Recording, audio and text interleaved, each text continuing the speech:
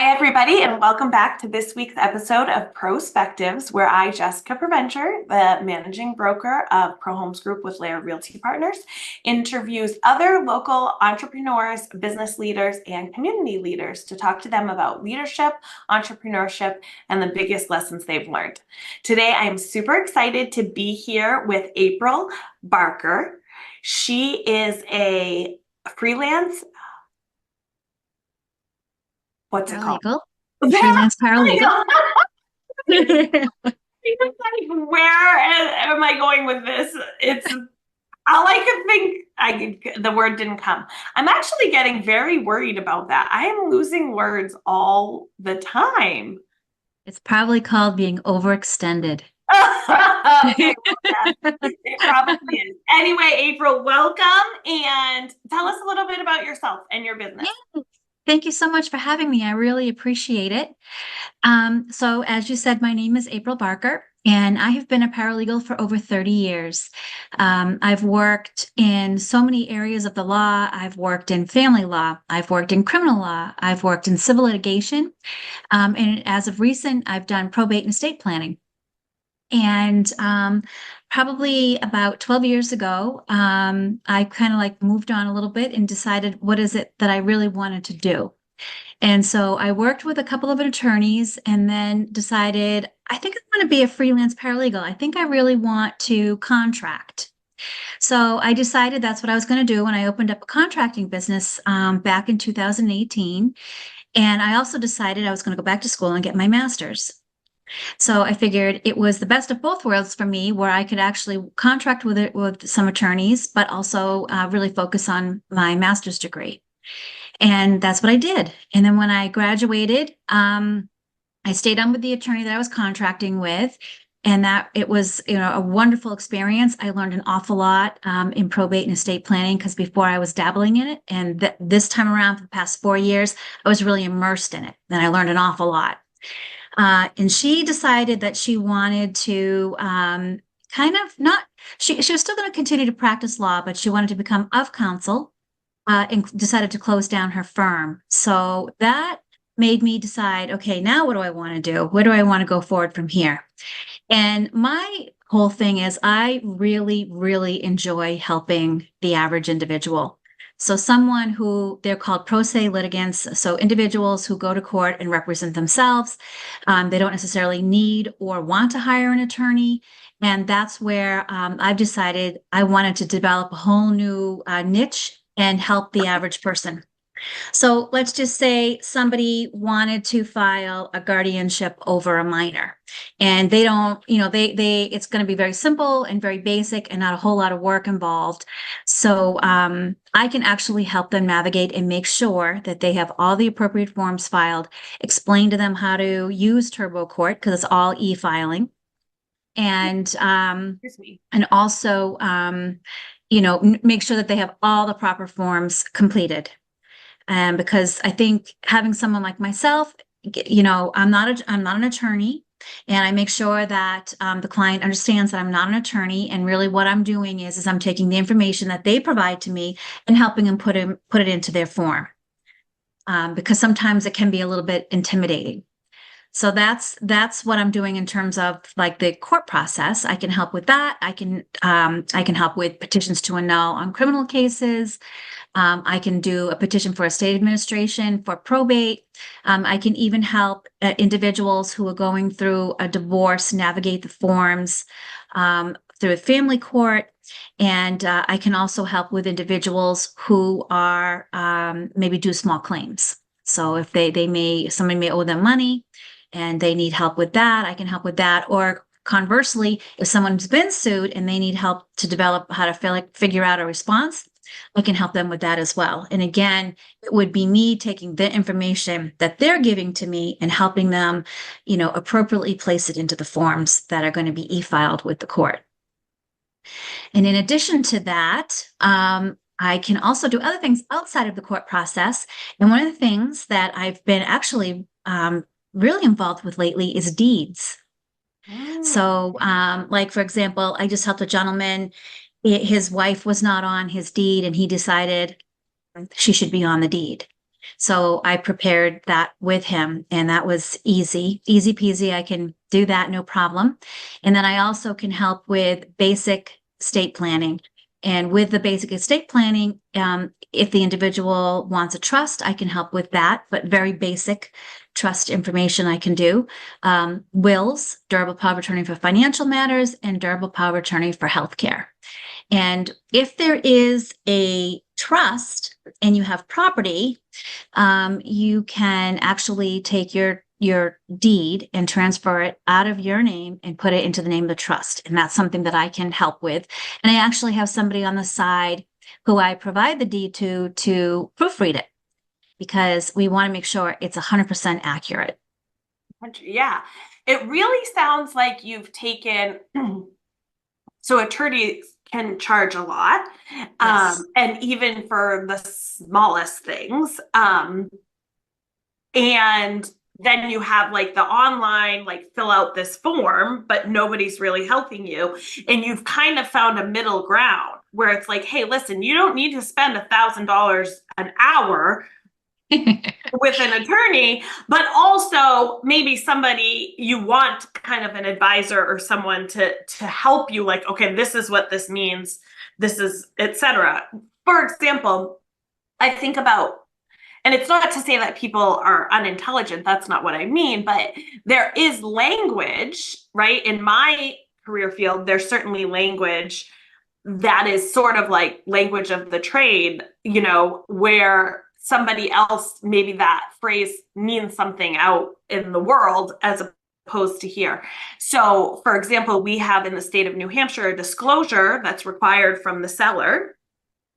But one of the questions is like, are there any liens on this property? And 9 times out of 10, the seller marks no. Well, the truth is, if they have a mortgage on the property, then there is a lien on the property, right? So they're not necessarily filling it out that correctly. And it sounds like it maybe could be similar, where there's a court form and there's questions, and maybe the layperson doesn't know what that question's really asking or doesn't understand. And so having somebody like you, you're not giving the answer, you're giving an explanation of what's being asked or how the form should be filled out. Correct. So really what I'm calling myself, in addition to like paralegal, is like an advocate. So Right. I'm empowering the pro se or the individual who's representing themselves the ability to understand how to fill out the forms. Because there are times where either it takes too long to hire an attorney, or and you're anxious to get it done, or the cost is just too much, or it's something that, and maybe in my lens, maybe not the individuals, but kind of basic. So I feel like you were saying, it's easy to like, I know what I'm doing. So in somebody who doesn't really know what they're doing, and it can be a little nerve-wracking, especially when you're dealing with the courts. You're like, oh my God, or even the registry of deeds, because you know that deed, that once it's recorded, I mean, it is there. And yes, if necessary, you could always do a corrective deed. But of course, my goal is not to do that. My goal is to make sure that that everything is done correct first time around. Yeah, 100%, especially when you're thinking about the fact that people's property is probably their largest asset. Right. And, you know, once it comes to a point where you want to dip into that asset, whether it's through an equity line or to sell it or to move on, or you've left it to your kids, you don't want to be dealing with hiccups, misspellings, or incorrect, you know, anything really. Exactly. Or leaving out like a specific, inadvertently possibly leaving out a specific paragraph and not realizing, oh, that was skipped over. I mean, that's because Right. that's a big deal. You really want to make sure that everything is just 100% accurate. Yeah, totally. And speaking of proofreading, I mean, my experience with attorneys, I'm like, maybe they should have a proofreader. Yeah, not a bad idea. No. So have you always kind of had an entrepreneurial spirit, or do you think that this is something that's kind of evolved for you through your career journey? Oh, I love that question. I would say it's definitely something that has evolved. Because I was in my early 20s when I had started, in the legal field. And honestly, it wasn't even my thought process to start my own business or anything like that.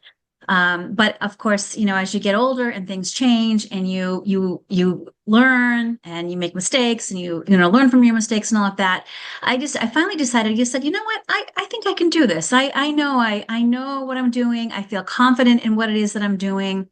And so therefore, yes, I wanted to jump right into the entrepreneurial sector. And it's been great. It's certainly a ride for sure. It has its ups and downs, but I'm very much enjoying, this journey, this process. It's an awful lot of fun. And I get to meet wonderful people such as yourself. Oh, thank you. Yeah. So tell me more about it. What has been the biggest surprise in running your own business? It's funny. Today I went to a seminar for it was called, oh my gosh, what is it? It has to do with the federal government, and you have to fill out these forms. It's CTA.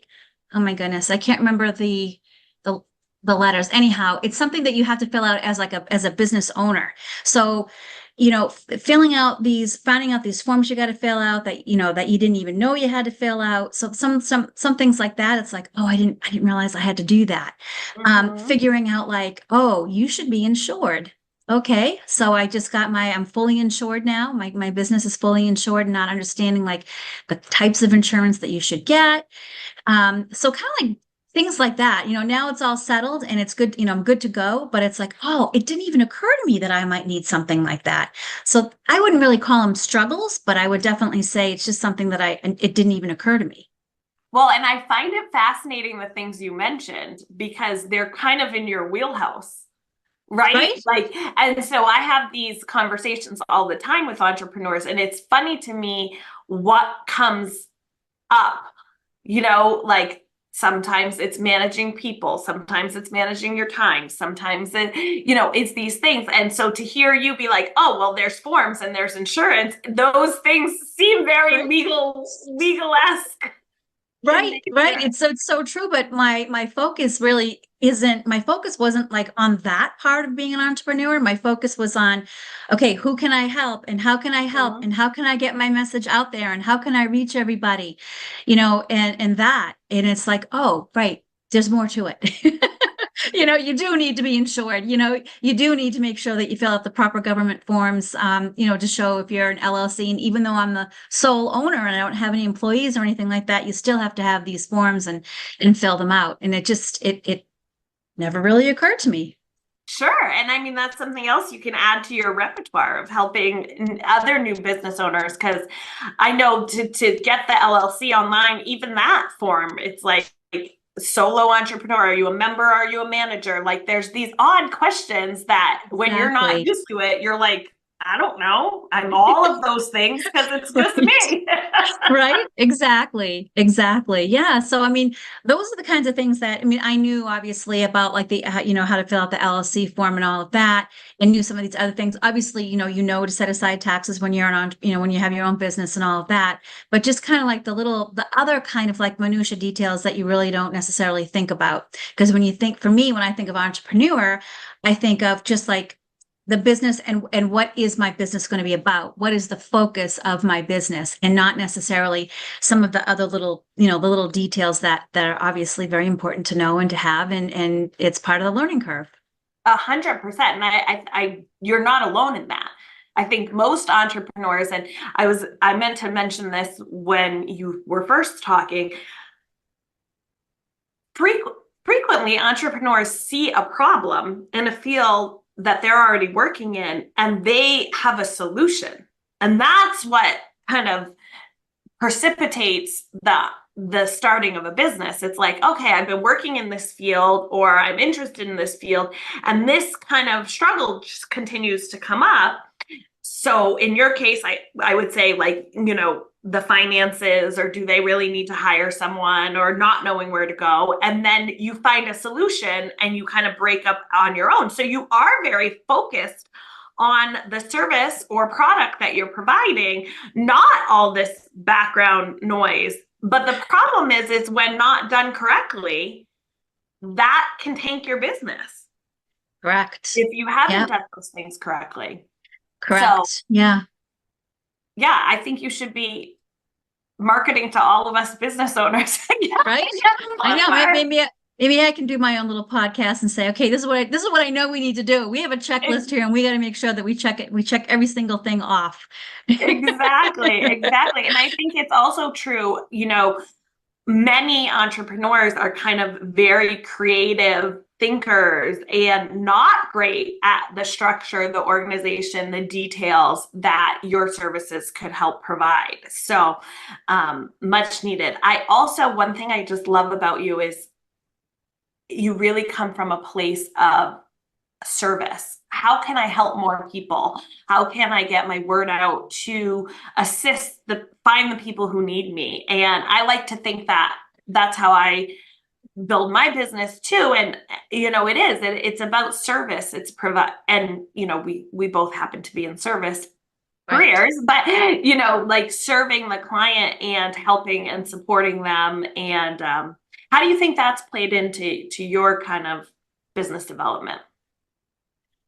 I think my biggest strength, honestly, is helping people. So my background is in psychology, and I just really don't like to see people struggle, And if there's something that I can do to help them to ease their anxiety, to ease the burden, because they're really, if when you're in the legal industry, a lot of people are not coming to you for happy reasons. They're hurt because of an automobile accident, or they're hurt because of a slip and fall injury, or they got themselves in a bit of a snafu, with the law, like the police. And they need a little assistance to navigate how to get out of that, or you're going through a divorce. It's very, very emotional.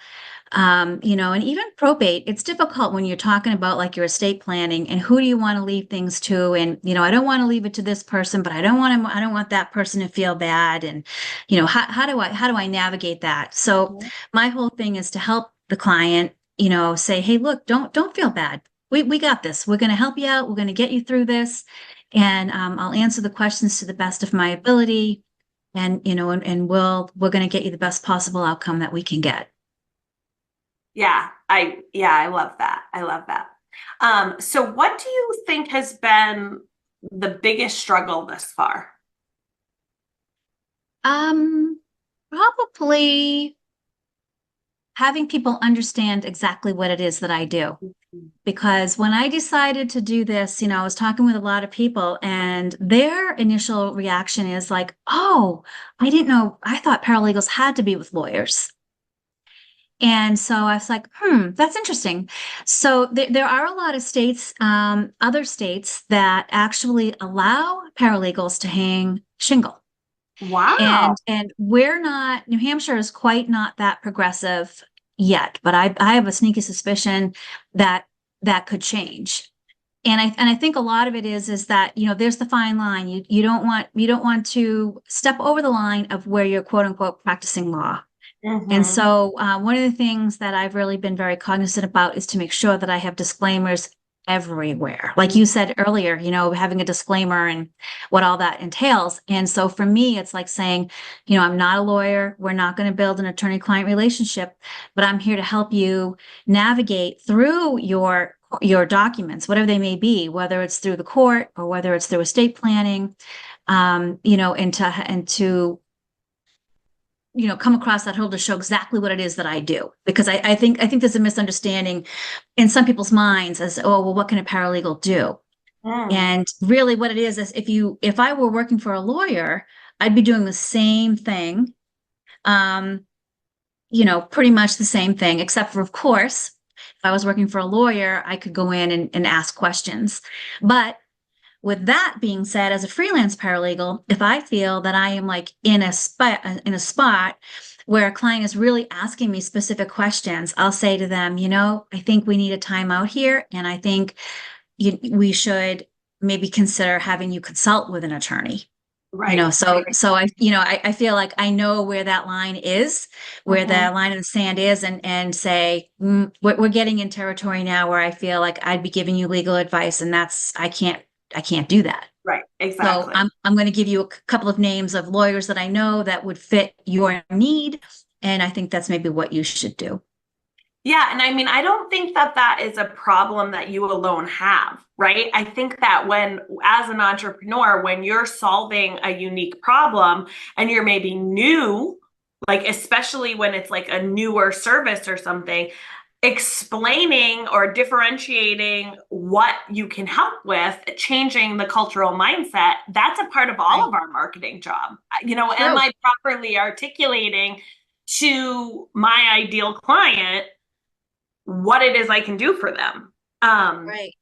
And we've all had interactions with someone where it's like, well, I can do this, and it's like trying to figure that out for yourself too. Is it better to be jack of all trades, master of none? Like, where can, it sounds not like a unique problem just to your field. I don't think. Right. I agree. I agree. Yeah. It really is kind of interesting, navigating all of that. I guess really no matter what it is that you're doing, there's always something to navigate and something to overcome.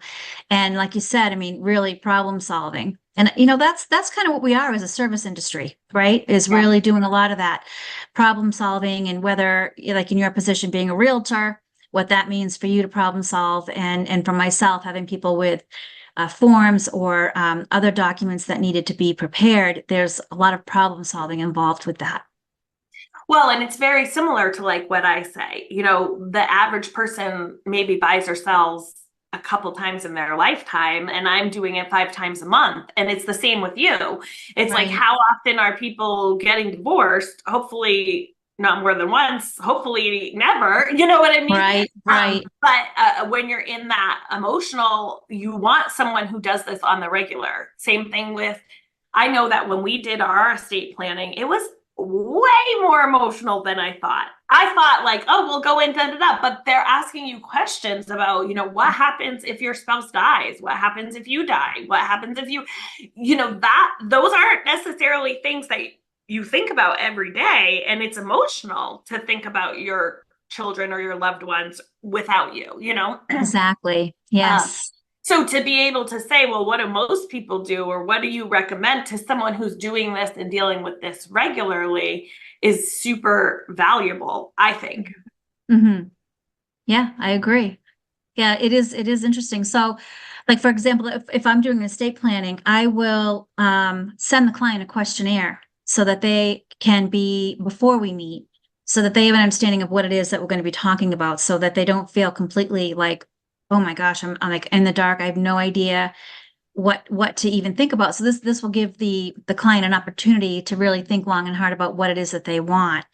And then, the other thing too that I do in terms of helping with them is I take their language, put it into the documents, and then email it to them in draft form saying, here, this is for you to take a look at. And then they might say, oh, I can really see this now, and no, I don't want to do that, or no, I don't want to this, or oh, I didn't think of that. I didn't think of this.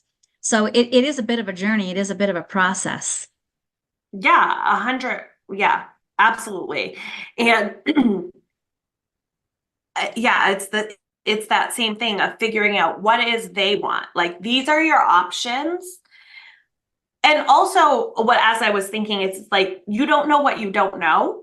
Mhm. And because the general public deals with this stuff so rarely in their regular life, I feel like there's a lot of misinformation that gets out, both about in my industry and yours, right? So Yeah. you might be sitting with Joe and Sue, and you're explaining the medical power of attorney, and they hear it one way, they hear a word, they whatever, and then 5 years later, 10 years later, whatever, they're explaining it to their kid or their friend. Oh yeah, you should get this, but they're misexplaining it, or they're not using the correct language. So then Right. they refer their friend to you, and the friend comes in and says, oh yeah, I had a power of attorney. And you might be thinking financial, and they're thinking medical, and whatever those little things are. I think people think, oh, I bought a house 20 years ago. This is how you do it. Meanwhile, the market now is totally different. So mom and dad's advice was sound for then, but maybe not for now, or, Right. things change. And so being able to really listen to people and say, okay, this is how it is. These are the options you have.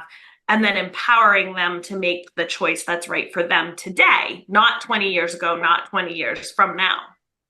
Absolutely, 100% accurate. Yep. Yep. It's very, very true.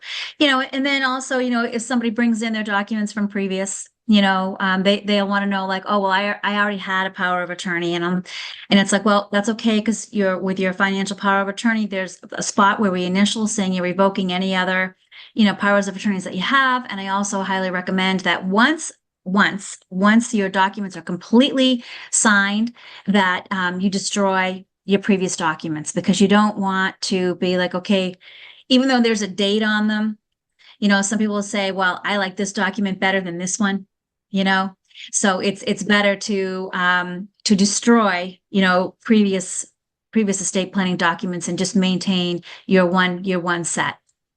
I love it. I love it. All right. If you can believe it, our time is already winding down. Wow. So what do you say about rapid fire questions? Yeah. Let's do it. Your Okay. very favorite place to vacation and relax? The beach. Any beach. Any beach. Any beach. I love the Mediterranean beach. Oh yeah, where it's a little bit warmer. Yeah. If you had to pick only one word to describe yourself, what would you choose? Compassionate. Oh, I love that. The best piece of advice you ever got in your life? Never give up. Keep going. So true, right? Mm-hmm. Even in your weakest, darkest moment, always persevere, because you need to pick yourself up, dust yourself off, and move on. Well, Absolutely. that always, whenever I think of that, I also think of the nothing ever stays the same, right? So So it's, true. if you're feeling crappy and miserable, remember you won't always feel this way. And if you're feeling ecstatic and wonderful and perfect, enjoy it, because you won't always feel that way either. It's so true. Yeah, live in the moment. Yes, and just keep going. And I always think too, when people say that phrase, like never give up and keep going, I love that one. And I also think, and because where you're going will change, right? Like once you Yes. hit that you think, hey, I have this end goal, or I have this, but then you get there and keep going, right? Like don't hold yourself back. Keep going to the next thing. Keep pushing forward. So true. Yeah, as hard as it can be sometimes, you gotta do it. You gotta move forward. 100%. All right. How can people get in touch with you? So you can reach me at my website if you'd like. It's www.aprilbarkerparalegal.com. And then also I'm gonna sneak my card here, because I still haven't memorized my number. Yeah. So you can reach me at 802-536-4605. That's 802-536-4605. And you can also email me at abarker.paralegal@gmail. And I also have conference room space available 20 Trafalgar Square. I'm on the 4th floor in Nashua. I love it. Well, I think you're doing beautiful things for people. I can't wait to see where your business goes. And I will talk to you again really soon. Yeah, thank you so much for having me. It was a great time. Thank you. Thank you, everybody. Tune in next week.